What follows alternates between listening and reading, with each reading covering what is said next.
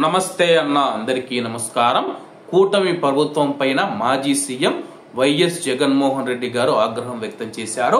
వివరాల్లోకి వెళితే ఆంధ్రప్రదేశ్ రాష్ట్ర ప్రభుత్వానికి ఆర్థిక క్రమశిక్షణ లేకపోగా అప్పుల కోసం రాజ్యాంగాన్ని ఉల్లంఘిస్తుందని చెప్పేసి మాజీ సీఎం జగన్మోహన్ రెడ్డి గారు సోషల్ మీడియా వేదికగా విమర్శించారు.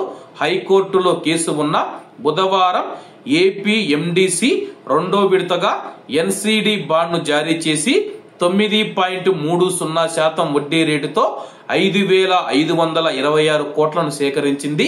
అదనపు వడ్డీ రేటు వల్ల ఆ సంస్థ పైన వార్షిక భారం 235 కోట్ల మేర పడనుంది.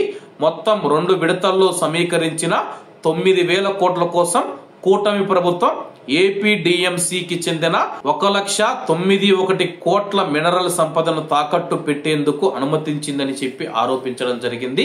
ప్రస్తుతం మనం చూసుకుంటే కూటమి ప్రభుత్వం ఆర్థిక క్రమశిక్షణ లేకుండా యథాస్వేచ్ఛగా రాజ్యాంగాన్ని ఉల్లంఘిస్తూ అప్పులు చేసుకుంటూ పోతూ ఉంది. ఇది ప్రజలపైన భారం పడుతూ ఉంది. రాజ్యాంగాన్ని ఉల్లంఘిస్తూ అప్పులు చేయడం ఏంటని చెప్పేసి ఆయన ప్రశ్నించడం జరిగింది. మరి కూటమి ప్రభుత్వ నాయకులు అలాగే ప్రజాప్రతినిధులు ఏ విధంగా స్పందిస్తారో వేచి చూడాల్సి ఉంది. కాబట్టి అందరూ బాగుండాలి, అందులో మనం ఉండాలి. అందరికీ నమస్తే అన్న, జై హింద్.